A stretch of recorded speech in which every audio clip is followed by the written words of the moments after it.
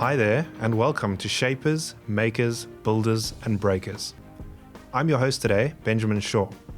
Shapers is the podcast show that brings you African leadership stories in all spheres of society, where we interview exceptional individuals telling us their story.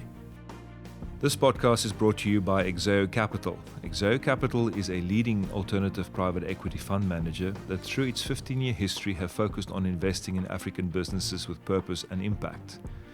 EXEO covers the whole of the African continent with investment teams based in Cape Town, South Africa and Nairobi, Kenya, currently managing investments in 9 African countries.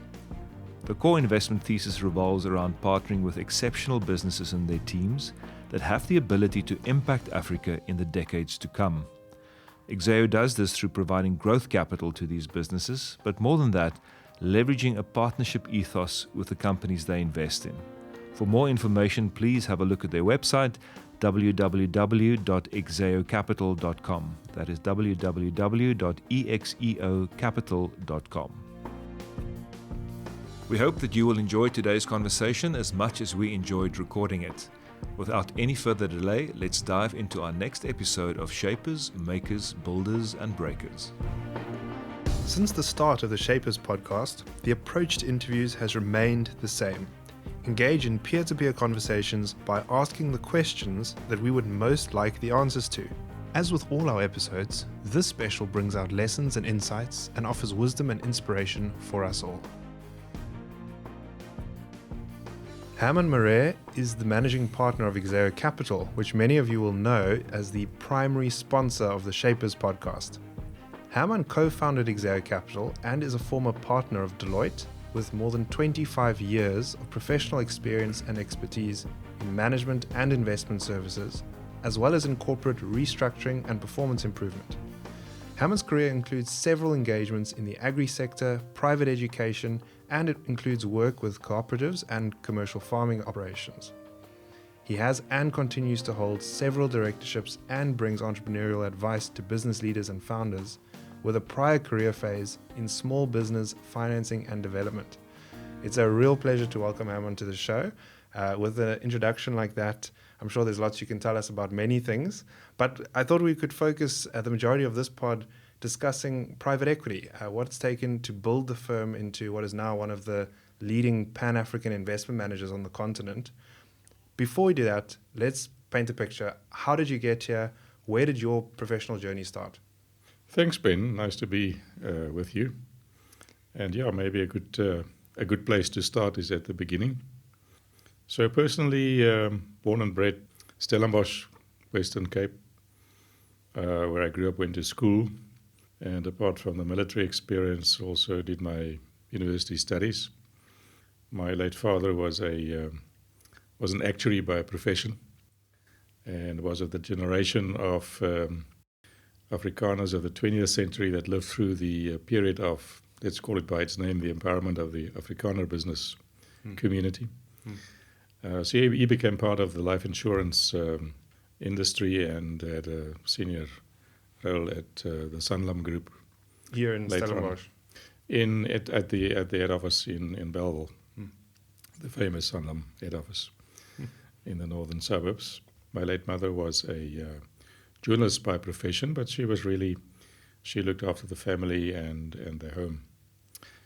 So grew up in Stellenbosch, went to school here at Paul Roos, which was an experience I really value. Most people think about the Paul Roos Gymnasium as the generator of the most Springbok rugby players. Yes. of its peers. What is less known is that the school really established a tradition of growing rounded youngsters that performs in and is engaged in different walks of life. So they look after the cultural side, they look after obviously the academic side. And where was your focus at that time? I was a bit of a jack of all trades. I didn't make it to the Springbok team eventually, but... you played rugby? No, I was a hockey bokkie. Okay. I was one of the pioneers of hockey at Paul Roos. Those days we only had 4 teams in the school. I think there's now about 16 of them, sure, if I remember correctly. But that was a formative experience which I really value. still today. I went on to study at Stellenbosch University. I studied commerce and law. Again, very formative experiences. Commerce obviously gave me the exposure to the intellectual side of business, if you like. And although I never practiced law, I always value the exposure to the legal studies, the thought processes, the way it molds you in terms of building some ability to think on your feet and to pursue follow an objective approach to solving problems and issues, and those skills and attitudes are always useful in business situations as well. In our years, we still had the military service thing in the country, so I spent 2 years of my life in that sphere. And again, that was also a formative experience. It brought me, as a kid that grew up in pretty privileged circumstances in Stellenbosch, it immediately brought me in touch with, and intensively so, with a much broader spectrum of society of the time, and over time exposed one to all sorts of situations in different contexts. Also, from a leadership development process, it was very useful.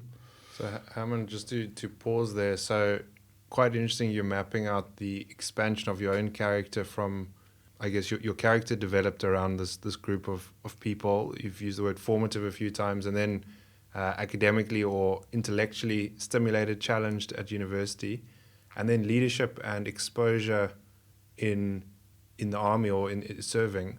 Did you realize at the time that was what you're doing, or is this a reflection back as to how you can interpret those years? I think, Ben, it's like it is for most of us. We don't really realize what we're experiencing until you have a bit of distance afterwards and reflect on what you learn. Small example, it's only years after that I realized the significance of a statement that was made to me, for instance, during one of my military years. We had a visiting officer at our unit in the north of Namibia, or Southwest Africa as it was called at the time. We had a long conversation about leadership, and he made the interesting comment to me that there is such a huge difference between self-actualization on the one hand and leadership on the other hand. And that somehow stuck with me through the years, and was again with hindsight a kind of a pointer to the difference between self-centered leadership and servant leadership. And we can come back to that maybe a bit later. For me, other formative experiences was after my studies. My first career stint was with the organization that is today called Business Partners. In our days, it was called the Small Business Development Corporation, which was a small enterprise financing and advisory business that was initiated by the late Anton Rupert and his group. That was where I cut my teeth in business, in looking and analyzing and advising and financing small enterprises. Taught me a lot. That was followed by a stint at Deloitte, where I learned the trade of a management consultant. And again, very formative, brought me in touch with the inside of many organizations in business and in non-profits. And Herman, the move from the army years or the service years into commercial roles or into teams, into let's say your what you studied professionally, was that what you saw all of your ex-graduating classmates doing as well? Did you go up in a cohort? Was it a community?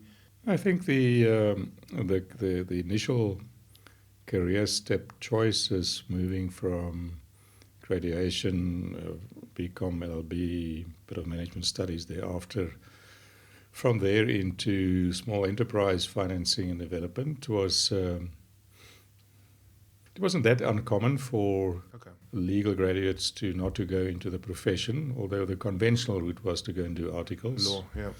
I did some articles, or I did some some internships during my university years, and I, for a variety of reasons, felt it was not really where I wanted to get involved with, and I wanted to get closer to business early on in my career post studies. So was that a pull from business? It wasn't a push from something you didn't enjoy. You were just looking for something different. It was more a pull from business, I would say, that led me there, and circumstances also play a role. I married quite early in my life, so I was a responsible young man with a wife and responsibilities, and legal articles are not known for liberal salaries, less so even in those days. Sure. Sure. And the people around you, so you moved, as you said, small business finance or development, and then into consulting. Was that a path maybe that you had seen before, or you had a mentor to help guide? After my 3 years stint with the small enterprise guys, I just felt a need for more personal growth than I had been experiencing there. And management consulting was still a very young industry at the time in South Africa. And it piqued my interest. And I felt that that was an interesting growth opportunity. And eventually got hold of a role at one of the predecessor firms of Deloitte in Cape Town. That was a 7-year stint. Eventually became a partner in the Deloitte practice here in Cape Town, and had wonderful exposures to such a variety of organizations in Southern Africa. And learned a lot about change management, learned a lot about strategy, and just how organizations work seen from different angles.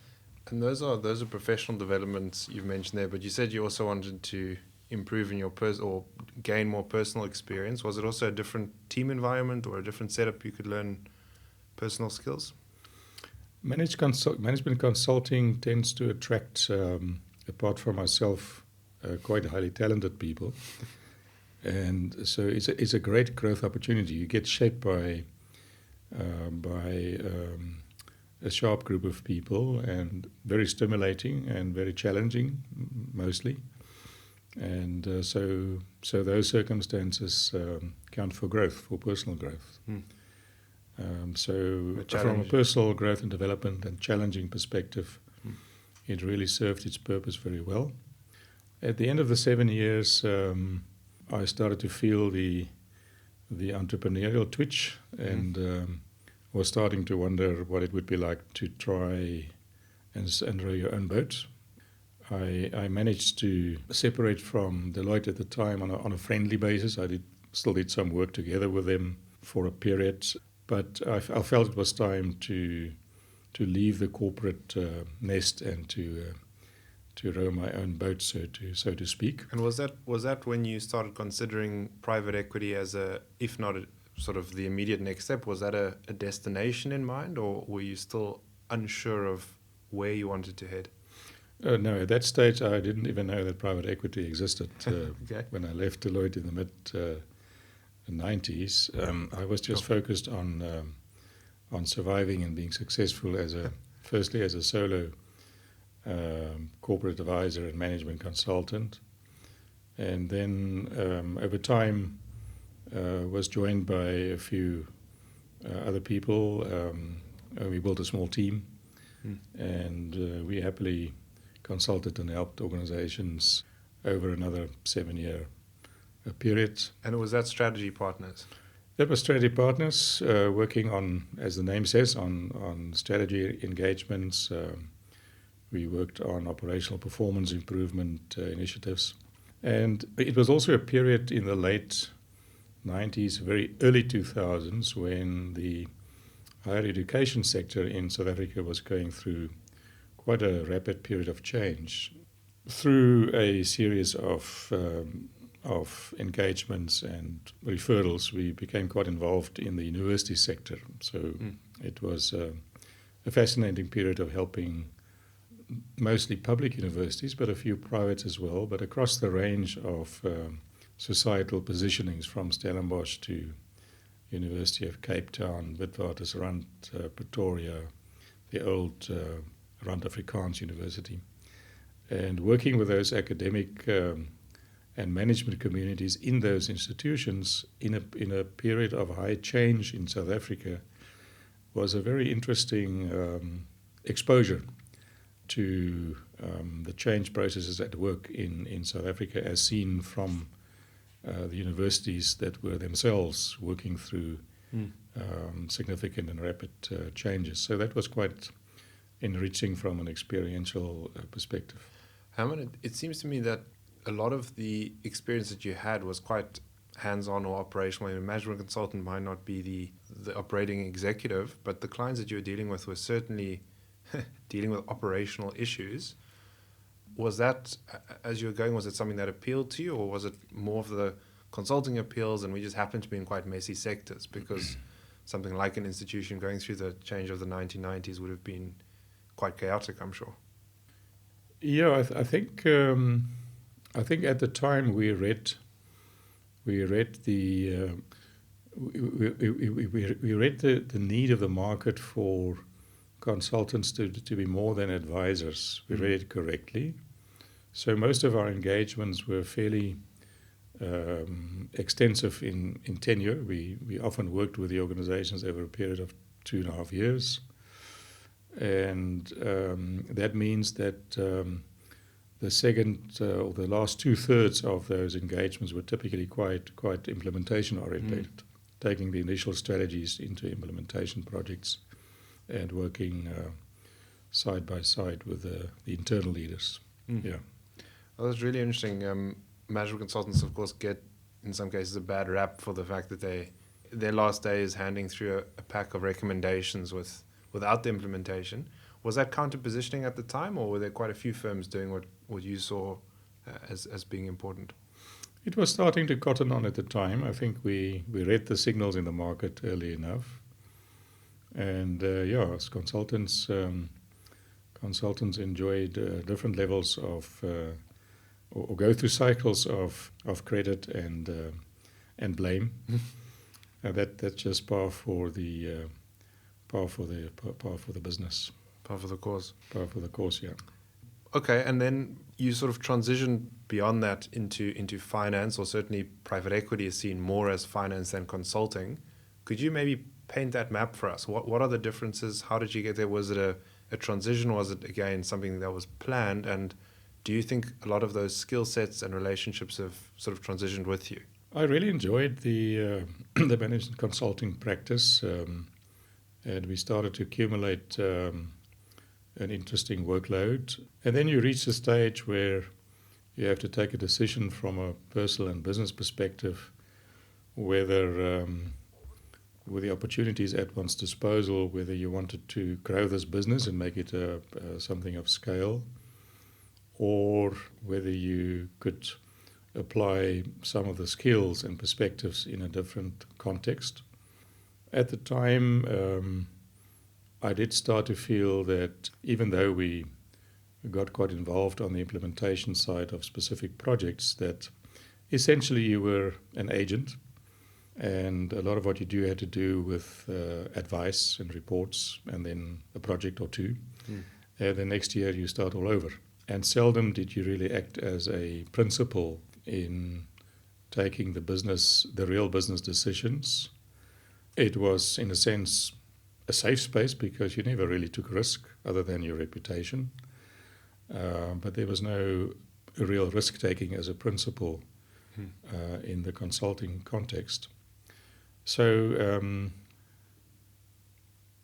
during that period, I became aware of the private equity model and thought by myself that that could be an interesting model within which to apply some of the consulting skills, which is about looking from the outside in and assessing the potential of an organization to achieve a lot more than it may be achieving at the time, and then to find ways to get it done.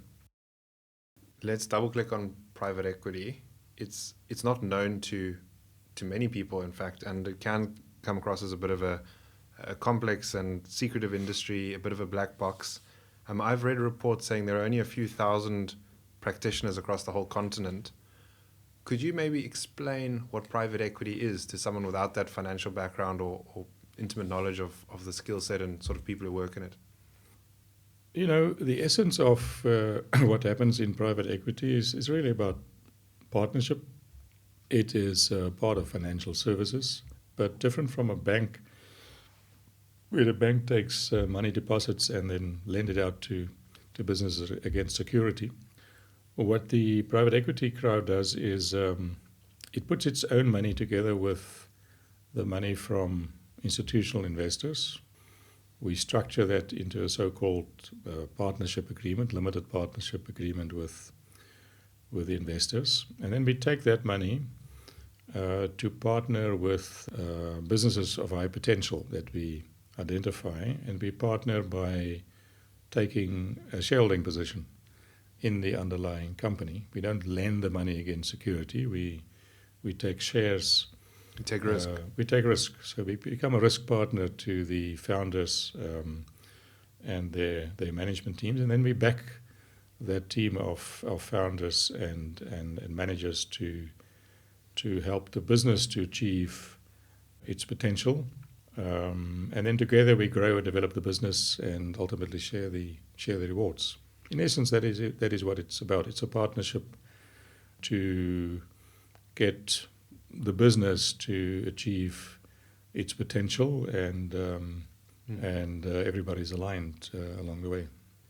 To come back to what you said a few moments ago, it does seem to allow, in a different way to what a management consultant would do, it allows an unlock of potential by partnering and coming on board. What is the space like in South Africa, but in Africa more widely? Has it been a trend that you've seen more consultant-type businesses move into managing capital, or has it become quite discreet? And maybe just tell us how you would differentiate those two models today. You know, at the cost of myself and other current or erstwhile consultants, there's a crude definition difference or description difference. Okay. Consultants, as you know, operate by the clock. They typically charge for their hours. Some have somewhat different models, but it comes back to time. A consultant is very happy if it takes longer to finish the engagement, because that translates into fees eventually if it's time based. A businessman and an investor wants to get something done as quickly as possible with the minimum resources and the biggest result.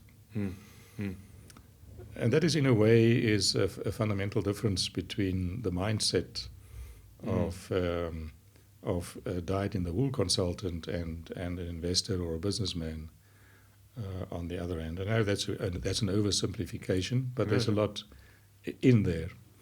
There are quite a few practitioners in private equity that have transferred from management consulting, but it's typically people that have lived through this difference and can operate on both sides. That's a really helpful distinction, and certainly, like you said, a lot of depth to it beyond just the simplistic. One of the interesting things I found since I've joined private equity is how revered operators are.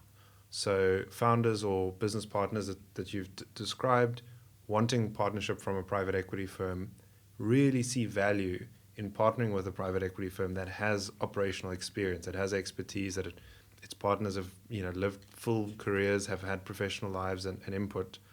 And that's something that for me was quite a misconception. I didn't realize that there was this sort of tremendous experience sitting within a financial vehicle, financial company.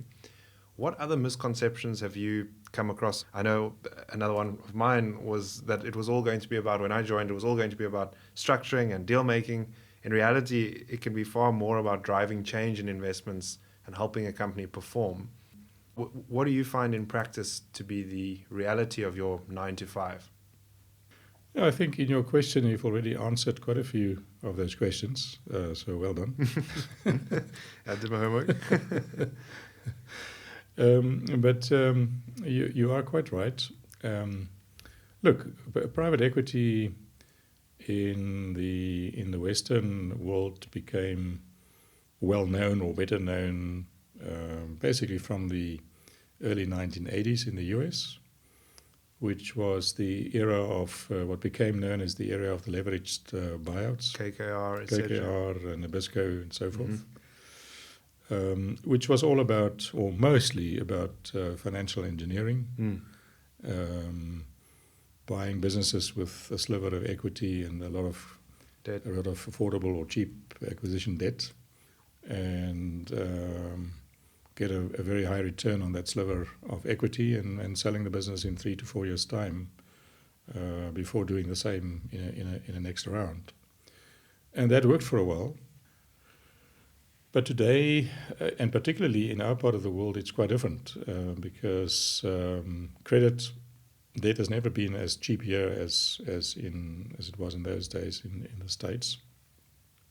So it has become a lot more, and is recognized to have become a lot more about the value add post transaction. Clearly, there's a skill in structuring deals and transactions prudently to achieve a good deal. There's science and art in that, in the negotiation, in the structuring of the deal, and putting it together. That's important work. The real work, though, starts once that deal is done, and that extends over the next 5, 6, 7 years of the investment vehicle or the fund's holding position, because then it becomes the work of, as we said earlier, of transforming that business, change what needs to be changed to help the business to achieve its potential. And so it's all about ensuring that the strategies are the right one. It's about strengthening the management teams. It's about helping the team to see and know what they might not have seen or known before, through debate, through strategic inputs. It's about ensuring that there are projects that drive breakthroughs in the performance of the business, whether it's an overhaul of systems, cleaning up the structures, and the business processes of the company. And so to come back to the themes that you touched on, that is all about change management. And change doesn't happen by itself, it happens through people. And that's one reason why I've often shared with people when you speak about the industry that whereas the tool bag of deal structuring is, of course, highly important, it's even more important to have the ability to drive and facilitate these change and transformation processes. Even if you're in a majority position, in today's business with knowledge workers and skilled people around, even if the fund controls the company, controls the board, you still need to take the people with you. So it comes back to change management, leadership. It's a leadership. It's capitalist leadership. Capitalist leadership. That's a nice phrase. I'm going to use that. Capitalist leadership. You've said a few things that I want to just touch on there. I mean, there's a lot.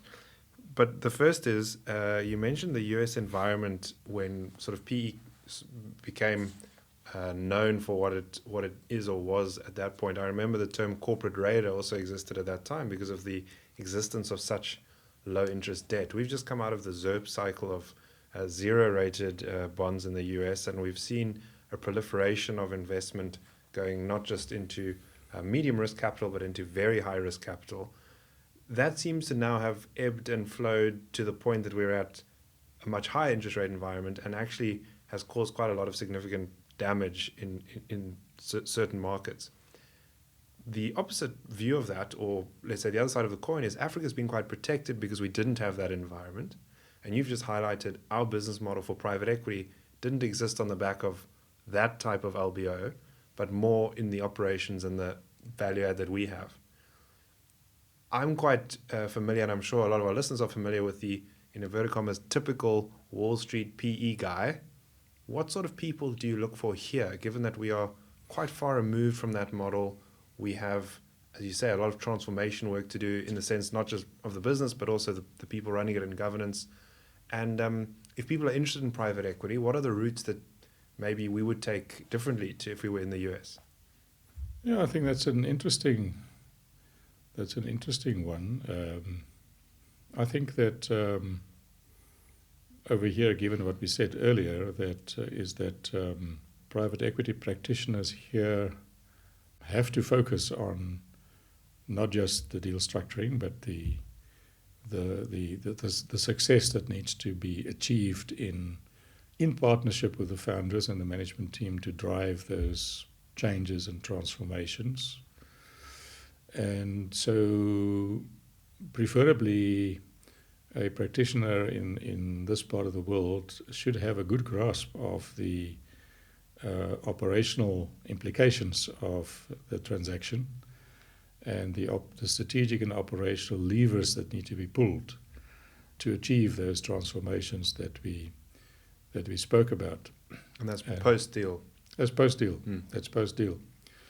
That's also why, in playing to people's strengths, some of the larger private equity practices have tended to start to specialize, to have both deal teams and operations teams. Interesting. Not all practices can afford that. So in the small and medium-sized practices, the investment professionals need to be sufficiently skilled on both sides of the deal, and they would then strengthen the operational interventions with part-time consulting and contractor support.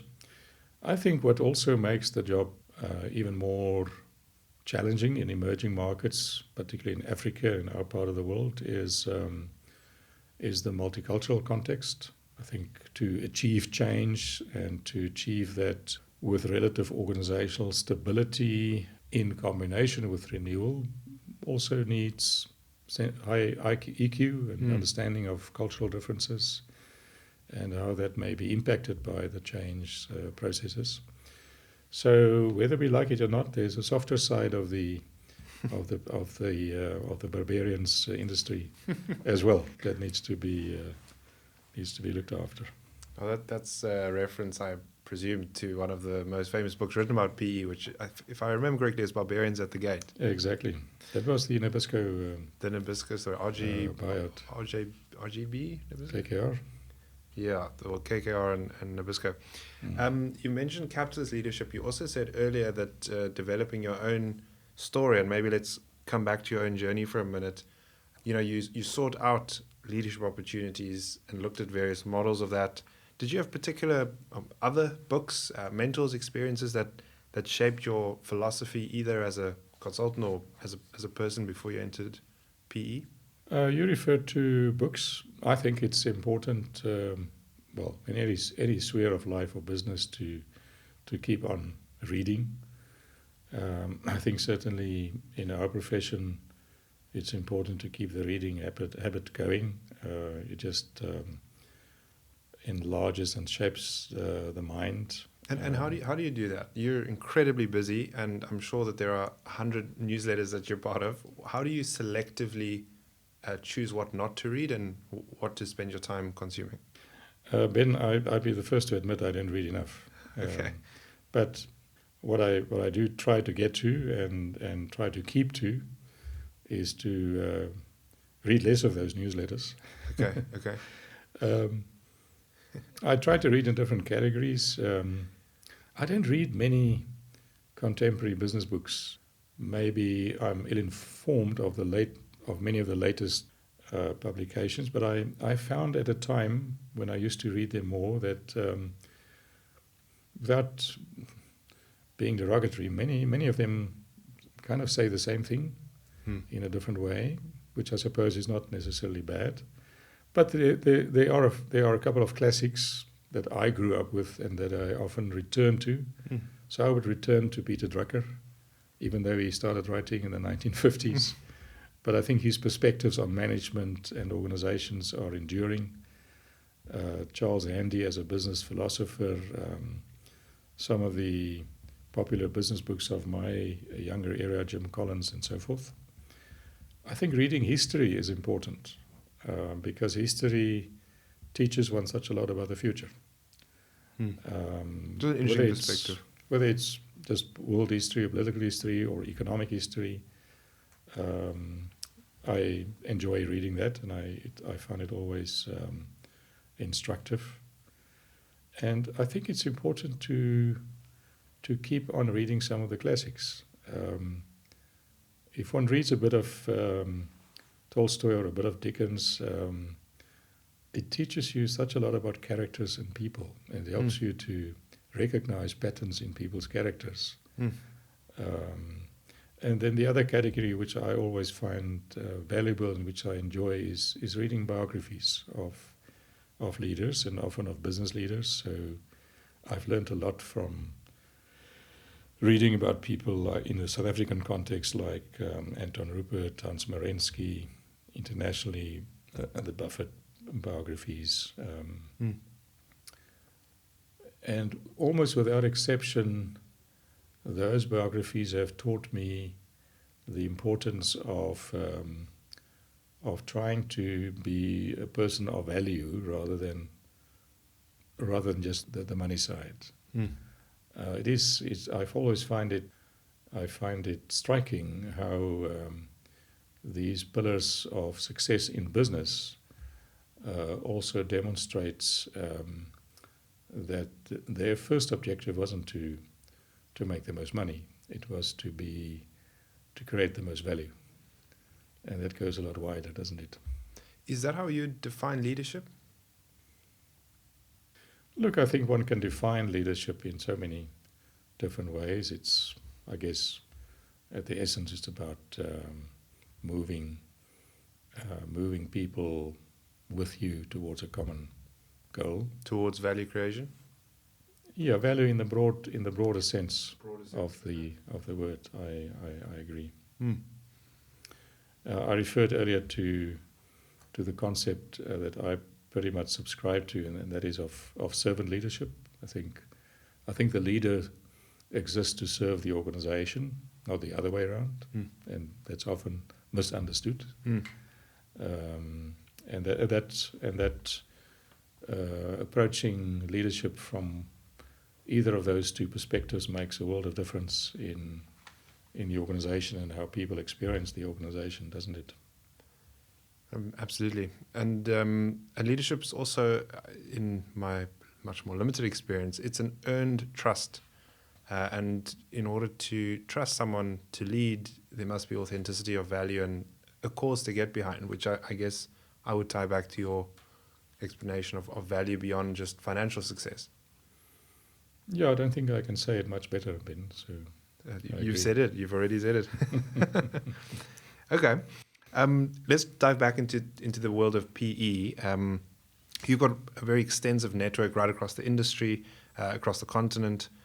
How did you sort of refine your approach to cultivating meaningful connections, not just with investors, but then also with entrepreneurs, with partners, as you've said, and also with fellow professionals? You've skirted over it a little bit, but I'd like to understand, what was it like going from a team of one into building that team of strategy partners, and then what now has become EXEO? That's a journey that not many people go on. Look, I've always looked at building relationships as the word simple is the wrong word, but I think there are a few simple home truths that for me apply in both personal and business relationships. For me, it's about to earn that trust, as you say. For me, it's about consistency. Mm-hmm. And one shouldn't say it because then it isn't, but it's about humility and also understand your own place in the situation. In business, I think it's also important not to be greedy, because that doesn't go with partnership. Partnership is about give and take and pooling together and pulling together. And that focus on adding value, building a relationship. So I think those sort of ingredients remain important. And I think it's no different between personal and business life. In the broader Africa context, also no difference in principle. I think when we need to understand that we all operate in an emerging market, and an emerging market is called emerging not without reason. Norms and practices are still finding their grooves, and that means that there's still quite a bit of organized chaos in the business situations in which we find ourselves, and that means we need to be careful who we select to partner with, transact with. That's also part of the opportunity in an emerging market, because everything isn't settled and known and predictable, but it also implies that we need to be quite careful. And Herman, you mentioned earlier the difficulty, or let's say the challenge in South Africa, particularly post-94, is that we do have cultural diversity. We've got a range of views, languages, peoples. That's a wonderful opportunity, but it also complicates business. Has that been something that you found maybe a golden thread through business? Has that changed over time? Do you think it's getting easier? Are we pulling together as a nation or as a continent? I think business in many ways is setting the example. I think business and society on the street are setting the examples, maybe much more so than in some other spheres. And I think that the success of African businesses have demonstrated what we can achieve as a continent, not just in the Africa context, but globally as well. We have companies from the continent that are performers in the global context. And these are companies with all the different varieties of cultures and languages of a society in them. And the name company, if you stand still for a moment and think about the meaning of the word company, it's about people working together. They're a company, and that's what we're doing. So I think it's largely enriching this diversity, and we should capitalize on it more. Oh, that's well said. If there was one change to people's perception about private equity and capital allocation that I could make, personally, because I was attacked for going back into the financial sector after my jaunt in startup, it would be to share that the reality of investment isn't just profit. As you've said, there's value behind it. There's more to it than that. What are non-financial impacts or metrics that you look for in companies? And when you're selecting partners, you've just mentioned the need to be selective. What kind of impact can business have that you look for in partnership? Look, I think we should also not be starry-eyed in the sense that investing successfully significant amounts of money in businesses and achieving those transformations and successful outcomes that we've talked about, it is bloody hard work. Both of the management teams, their staff, and the investors that roll up their sleeves to partner along that journey. But I think the theme that you touch on is also very important, and that is that at the risk of getting tripped up in cliches, I do subscribe to the concept of conscious capitalism. And for me, that means that one recognizes the unique power of business and investment to unlock energy, creativity, lift people out of poverty, achieve a renewal. If it is done if that hard work, that hard slugging goes hand in hand with a responsible approach and with the right respect for all the different stakeholders inside and outside of the business. If it is done in that way, then business for me fulfills that role as a key, probably in Africa, the key catalyst for development. Sure. And then it produces those non-financial value adds and positive impacts that we all want to see on the continent, because then it creates sustainable and livable jobs with livable incomes. It creates career advancement opportunities. It creates roles for women. It respects the environment. It does all those good things. Not because somebody has read a book on impact investment or on ESG, but it comes from the heart of the business as being wanting to be a responsible corporate citizen of the world in which it operates. And that needs the right leadership. It needs the right values that gets lived by the organization. And if more of our businesses, big and small, operate in that way, this notion of the company and of the capitalist system is probably one of the most powerful inventions of the human race, if you really think about it. Think about what happened development-wise in this world since the company mechanism and the limited liability mechanism was created not so many centuries ago. We should be careful before quickly discarding or being too critical of the capitalist system, but it also means that capitalism needs to make sure that it does its thing in a responsible manner. That's again lots to take from what you've shared. The world that understands capitalism sometimes assumes it takes on the mantle of purpose beyond what it's designed for. But actually, if the business unit has a purpose that is good, that is fulfilling stakeholders' broadest interests, I think it does align to it. And we're seeing movements towards that now across the world, and also across different asset classes, which is interesting. Even the early stage investment sphere now has businesses built with vision and purpose for doing good, not because they want to do it in addition to profitability, but that by doing good they will be profitable, they will be good enterprises.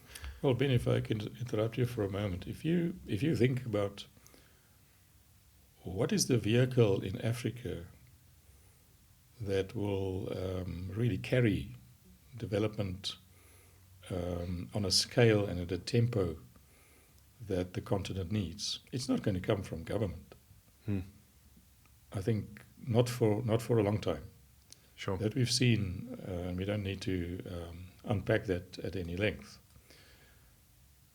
Yes, the non-profits and the other social enterprises and the churches and such like fulfill a very important role in this regard, in also carrying development outcomes, but they also need to be financially supported. And what remains? It's business that carries both the opportunity and the responsibility to deliver development at a scale and a tempo that this continent needs.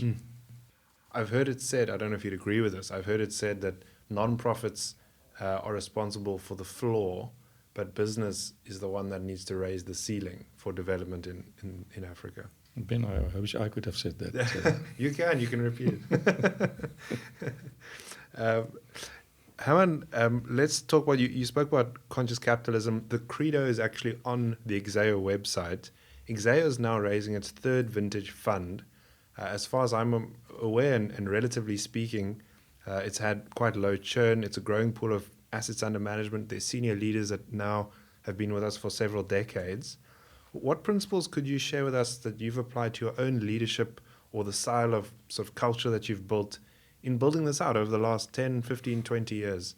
I'm curious because there are very few stories of private equity firms founded here that exist beyond the first or second fund. You make me feel very old, Ben, but experienced and wise. We try to be we try to be a few things. We've given an organizational sense of purpose beyond making money. We've tried to give that a certain prominence in the organization, because as a leadership group we really feel that is necessary to achieve a mindset in the organization that looks beyond the obvious. It's obvious we need to make money. It's obvious we need to be profitable. It's obvious we need to generate a good return for our investors. Not easy, but it's obvious we need to do that. Right. But to be an organization where people feel it's stimulating and fulfilling to be part of the organization, we think a sense of purpose is really important. So we try to give that prominence, both in the purpose statement and the way we developed it as a team. And I think very closely linked to that is a sense of values that underpin the culture. My own sense is that if there's clarity of purpose and if there's clarity about values, and values by definition have to be enduring, so they create consistency in how things are done. If those three elements are in place, that maybe makes a difference. And I'm not saying we've fully achieved that, but maybe we've achieved elements of that, and that's probably why there's been some level of consistency and stability in the business, hopefully. And more broadly than just your business, if entrepreneurs are listening, wondering what else it is that you focus on beyond purpose, values, and business, you've obviously got a team around you and you've focused on a sector that you believe you can make a difference in. Do you have any advice for someone looking to start their own business, maybe not just in South Africa, but across Africa? Any sectors of interest or problems maybe that you feel we could solve? There's probably too many applications for and opportunities for dynamic and innovative businesses to solve societal problems. We can have a lot of 2 businesses. evenings of conversations and podcasts around Right. that. But for the individual, I think that it's ultimately important to find your own groove, find an area and an activity that you really feel passionate about. You will know when it's an area of activity that suits you, that excites you. So I think for me that is number one. So many people stay in a particular field of activity because that's where they're qualified, or maybe because there's a family history or preferences. It's important to find that groove that really suits your passion and your God-given talents that you've received. I think other lessons that I've learned is about surrounding yourself with people that are smarter than you, preferably, because that challenges you and keeps you on your toes, and you grow with them. So I would just highlight those two for now, and have lots of energy and stamina, and keep reasonably fit physically. Is that the balance that you strive for? So you've spoken a bit about wanting to read, surrounded by good people, a few good books, and is that maybe how you balance it out? Yeah, those are reminders for myself. Okay. I would combine that with to be able to stay the course in developing a business is any entrepreneur would know it's tiring. It's it's energizing and it's tiring. Of course.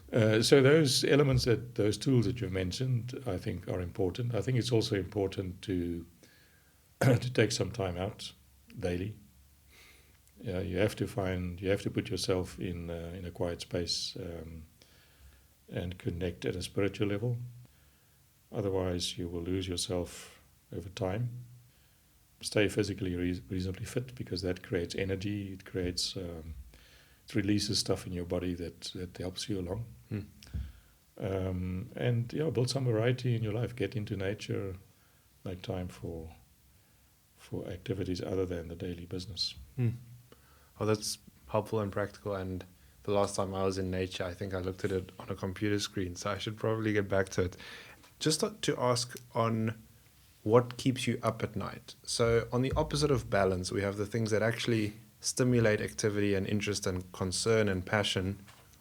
What are those items or areas for you? Fortunately, if I do reach the end of the day, I'm really happy to close my eyes and sleep. Okay. But when I do think, I think all of us that look around us today get a sense that we must be pretty close to some form of inflection point in global affairs. If you look at the geopolitics, nobody of us knows which direction the inflection is going, but one can sense it in what you see and hear around you. The other stuff I think is self-evident. I'm also very curious where climate change is leading, where the technological streams are heading towards AI, particle physics, quantum computing, all of that.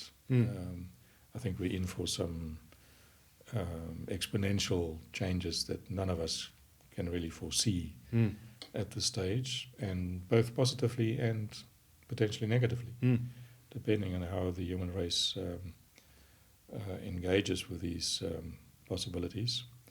What I am increasingly excited about is I do subscribe to the notion that this will be the Africa century.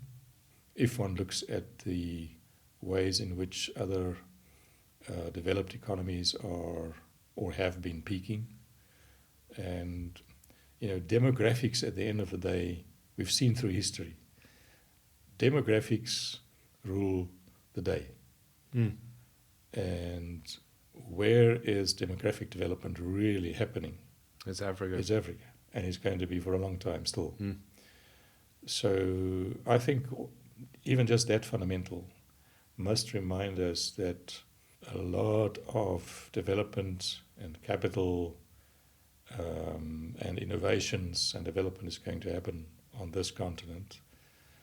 And I think we're going to be pleasantly surprised where this continent stands in 40, 50 years from now. I do believe that. Wow, that's a wonderful vision to look towards. Could I ask one last question before we wrap? And I'm going to ask it in two frames. If you could tell me, what is success for the private equity landscape in 10 years' time, if you were to paint that picture? And then what is success not for private equity, but from where we are today, what should Africa be skating towards? If success is the puck, how do we skate towards success over the next 10 years? If one looks at the increasing role of private equity, certainly globally and also increasingly here, if one looks at the rebalancing of market cap between listed assets and private capital, there's a huge responsibility on the private equity capital allocators and managers of that capital. So I think very broadly speaking, success will mean both the right allocation of that capital, of that scarce capital towards the right teams and projects and businesses that can deliver. And then, as we said earlier, the ability to, and that's the magic of private equity. It's active capital, and for that active capital to do the right things, in a responsible way, to generate both the risk-adjusted financial returns, but also to be a force for good and a force for development in a responsible manner. So that, for me, very broadly speaking, are the success parameters for the asset class going forward. The second part of your question is a broad one. I think you have to rephrase it for me. How would you paint the picture of African success in the next 10 years? What would be the flags we could look for showing we're going the right direction? I think it's about ultimately the investment in and the effectiveness of our education, from early childhood right through to higher education. Education is the key to the development in the continent. And I think the second one is the extent to which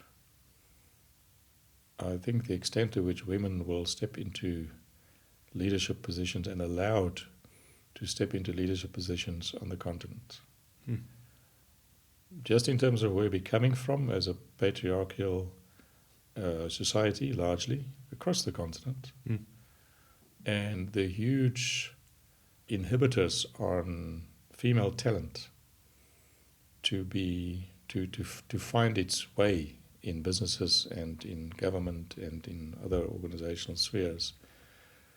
It's such a pool of talent that has been suppressed for a variety of reasons, that once the broader African society will recognize that and give it flight, both in terms of just the quantum of talent, but also the female perspective on things. We need a lot more of that in our organizations and in our businesses and the societies that we run. So I would highlight those two things, education and the role of women. And of course that helps reap the demographic dividend that you were speaking of across the continent. Exactly.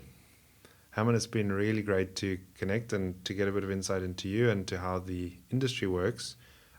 Maybe just for anyone interested to learn a bit more about EXEO and how to find out about you or about the team, where could they go?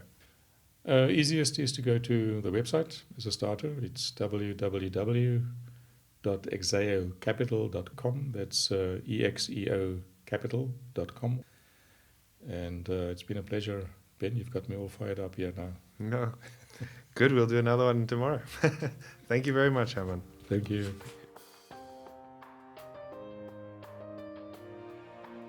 Thank you for spending the last hour with us. Don't forget to subscribe for new episodes and other content, and remember to share any feedback on shaperspodcast.co.za. We'd love to hear from you. Should you have any questions, you'll find my details on the website. Until next time, cheers. Well, that's right. Don't forget to subscribe for new episodes and other content, and remember, share any feedback with us. We'd love to hear from you. Find me on Twitter at b_d_shaw or via email. We look forward to your company the next time on Shapers, Makers, Builders and Breakers. Until that time, cheers, bye-bye.